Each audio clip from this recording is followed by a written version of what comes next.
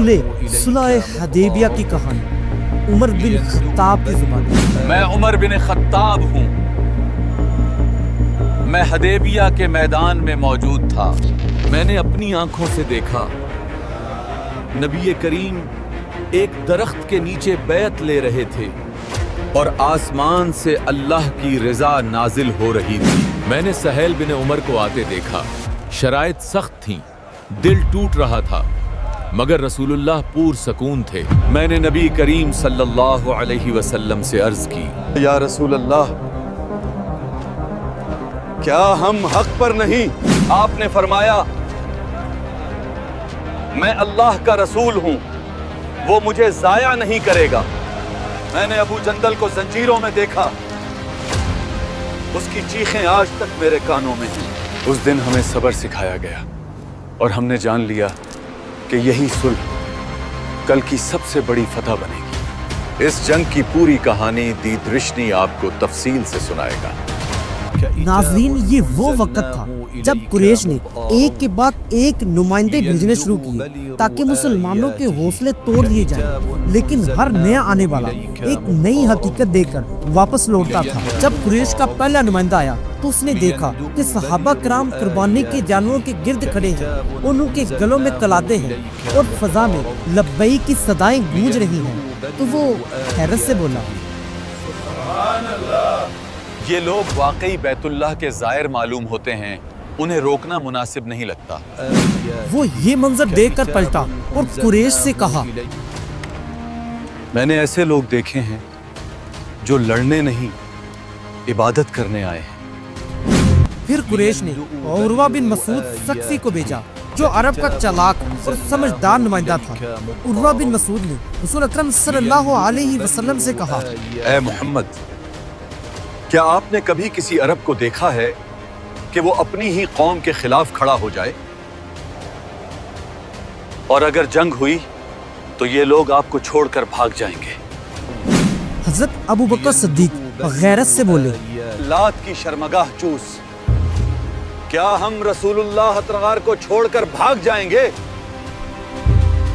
یہ سن کر عروہ چونک اٹھا اور حضرت ابو بکر صدیق کو دیکھتے ہوئے بولا، یہ کون ہے؟ لوگوں نے کہا، یہ حضرت ابو بکر صدیق رضی اللہ تعالی عنہ ہیں۔ عروہ گفتگو کے دوران بار بار حضرت محمد صلی اللہ علیہ وسلم کی داڑھی مبارک کی طرف ہاتھ بڑھاتا۔ مغیرہ بن شعبہ نے اپنی ہاتھ تلوار میں تھامے ہوئے کہا، اپنا ہاتھ نبی کی داڑھی سے دور رکھ۔ عروہ نے یہ منظر دیکھا اور ارد گرد نظر دوڑائی۔ رسول اکرم صلی اللہ علیہ وسلم تھوکتے تو کوئی نہ کوئی صحابی اسے اپنے ہاتھ پر لے کر اپنے چہرے پر مل لیتا، اور جب نبی کریم صلی اللہ علیہ وسلم وضو فرماتے تو وضو کے پانی پر صحابہ کرام ٹوٹ پڑتے، اور جب نبی کریم صلی اللہ علیہ وسلم بات کرتے تو صحابہ اپنی آوازیں پست کر لیتے، اور کوئی بھی صحابی تعظیم کے باعث نبی کریم صلی اللہ علیہ وسلم کی طرف آنکھ بھر کر دیکھنے کی ہمت نہ کرتے۔ عروہ قریش کے پاس واپس گیا۔ عروہ نے قریش سے کہا، اے قریش، اللہ کی قسم، میں قیصر، کسری اور نجاشی کے دربار میں جا چکا ہوں، مگر میں نے کبھی کسی بادشاہ کو ایسا نہیں دیکھا جیسے محمد صلی اللہ علیہ وسلم ہیں، اور نہ ایسے وفادار ساتھی جیسے ان کے ساتھی ہیں۔ عروہ نے پھر کہا، یہ لوگ اپنے نبی کریم پر جان نچاور کرنے کو تیار ہیں، تم ان سے زور آزمائی کا نہ سوچو۔ محمد صلی اللہ علیہ وسلم نے تمہیں ایک بہترین تجویز دی ہے، اسے قبول کر لو۔ جب قریش کے جوشیلے نوجوانوں نے یہ دیکھا کہ یہ معاملہ بات چیت سے حل نہیں ہو رہا تو انہوں نے چپکے سے رات کے اندھیرے میں مسلمانوں کے کیمپس پر حملے کا منصوبہ بنایا۔ 70 سے 80 نوجوان رات کے اندھیرے میں مسلمانوں کے کیمپ میں گھسے، لیکن اللہ پاک نے حفاظت فرمائی۔ پہرے داروں نے انہیں دیکھ لیا اور انہیں گرفتار کر لیا، اور یہ معاملہ حضرت محمد صلی اللہ علیہ وسلم کے سامنے پیش کیا گیا۔ اللہ تعالیٰ نے فرمایا، وہی ہے جس نے ان کے ہاتھ تم سے روکے اور تمہارے ہاتھ ان سے روکے، حالانکہ وہ تمہیں ان پر قدرت دے چکا تھا۔ اب رسول اکرم صلی اللہ علیہ وسلم نے قریش کو آخری بار امن کا پیغام پہنچانا چاہا۔ حضرت محمد صلی اللہ علیہ وسلم نے حضرت عثمان رضی اللہ تعالیٰ عنہ کو ارشاد فرمایا، قریش کو بتا دو ہم لڑنے کے لیے نہیں آئے، ہم عمرہ کے لیے آئے ہیں، اور مکہ کے مومن مردوں اور عورتوں کو فتح کی خوشخبری سنا دو۔ اور جب حضرت عثمان رضی اللہ تعالیٰ عنہ واپس لوٹنے میں دیر ہوئی تو مکہ میں یہ خبر پھیل گئی۔ سنا ہے کہ مکہ والوں نے انہیں شہید کر دیا ہے۔ رسول اکرم صلی اللہ علیہ وسلم نے پرعزم لہجے میں کہا، ہم یہاں سے ہرگز نہیں ہٹیں گے۔ پھر درخت کے نیچے تاریخ کا وہ لمحہ آیا جس نے تقدیر کو بدل دیا۔ صحابہ کرام نے یک آواز میں کہا، ہم جان دے دیں گے مگر میدان چھوڑ کر نہیں جائیں گے۔ نبی کریم صلی اللہ علیہ وسلم نے اپنا ہاتھ اوپر اٹھاتے ہوئے فرمایا، یہ عثمان کی طرف سے میرا ہاتھ ہے۔ یہ تھی بیت رضوان، یہی وہ بنیاد تھی جس پر صلح حدیبیہ کھڑی ہوئی اور جسے اللہ تعالیٰ نے فتح مبین قرار دیا۔ یہ وہ لمحہ تھا جب فضا میں خاموشی تھی، دلوں میں طوفان تھا اور آنکھوں میں عزم تھا۔ درخت کے نیچے رسول اکرم صلی اللہ علیہ وسلم کھڑے ہیں اور ارد گرد وہ جان نثار جو جان دے سکتے تھے لیکن رسول اکرم صلی اللہ علیہ وسلم کا ساتھ نہیں چھوڑ سکتے تھے۔ اسی بیعت میں سب شریک ہوئے سوائے ایک شخص کے، وہ منافق تھا، وہ تھا جد بن قیس۔ حضرت عمر رضی اللہ تعالیٰ عنہ رسول اکرم صلی اللہ علیہ وسلم کا دست مبارک تھام کر کھڑے تھے اور حضرت معقل بن یسار درخت کی نیچی ٹہنیاں رسول اکرم صلی اللہ علیہ وسلم کے سر اقدس سے ہٹا رہے تھے۔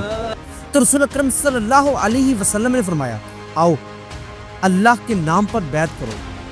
اسی بیعت کے بارے میں اللہ تعالیٰ نے قرآن پاک میں فرمایا، اور بے شک اللہ تعالیٰ مومنوں سے راضی ہو گیا جب وہ درخت کے نیچے آپ سے بیعت کر رہے تھے، اور یہی بیت رضوان کہلائی۔ اور قریش نے حالات کی نزاکت کو محسوس کر لیا کہ مسلمان جنگ سے نہیں ڈرتے، تو قریش کے سرداروں نے آپس میں مشورہ کیا۔ چنانچہ قریش نے سہیل بن عمر کو بھیجا۔ سہیل بن عمر نے شرط رکھتے ہوئے کہا، ایک بات طے ہونی چاہیے، اس سال آپ مکہ میں داخل نہیں ہوں گے، ورنہ عرب کہیں گے کہ محمد صلی اللہ علیہ وسلم زبردستی داخل ہو گئے۔ گفتگو طویل ہوئی، بالآخر شرائط طے پا گئی۔ سہیل بن عامر بولا، 10 سال جنگ نہیں ہوگی۔ رسول اللہ صلی اللہ علیہ وسلم نے فرمایا، قبول ہے۔ سہیل نے پھر کہا، اس سال مسلمان واپس جائیں گے، اگلے سال عمرہ کریں گے اور 3 دن مکہ میں قیام ہوگا۔ رسول اللہ صلی اللہ علیہ وسلم نے فرمایا، یہ بھی قبول ہے۔ سہیل پھر بولا، جو قبیلہ چاہے آپ کے ساتھ معاہدہ کرے، جو چاہے قریش کے ساتھ۔ قریش کا کوئی آدمی اگر آپ کے پاس آئے تو آپ اسے واپس کریں گے، لیکن آپ کا کوئی آدمی اگر قریش کے پاس آئے تو ہم واپس نہیں کریں گے۔ یہ شرط صحابہ کے لیے سب سے بھاری شرط تھی، لیکن پھر بھی رسول اکرم صلی اللہ علیہ وسلم نے تحمل سے فرمایا، قبول ہے۔ پھر رسول اکرم صلی اللہ علیہ وسلم نے حضرت علی رضی اللہ تعالیٰ عنہ کو ارشاد فرمایا، لکھو بسم اللہ الرحمن الرحیم۔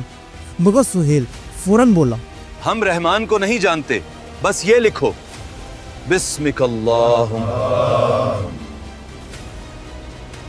رسول اللہ صلی اللہ علیہ وسلم نے فرمایا، علی وہی لکھ دو۔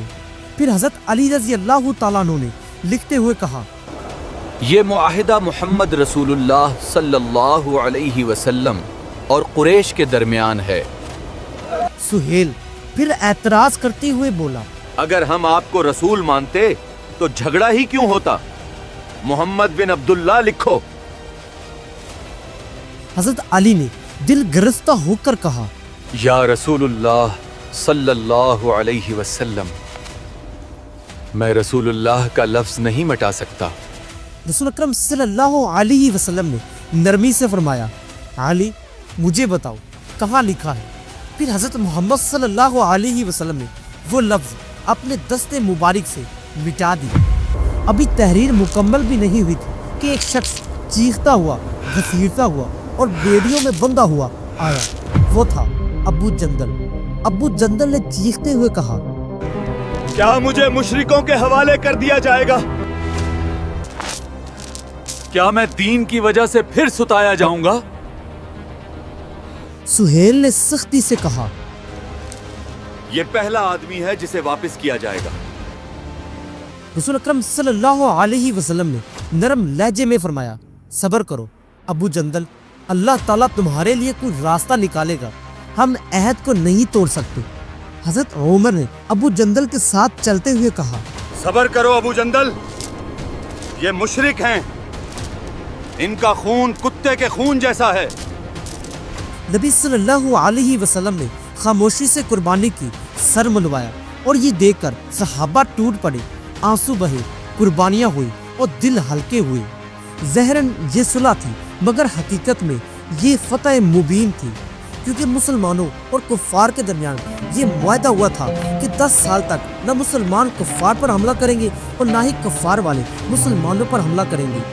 اس بات کا فائدہ اٹھاتے ہوئے مسلمانوں کو موقع ملا کہ وہ دوسری ریاستوں میں اسلام کی دعوت دے سکے۔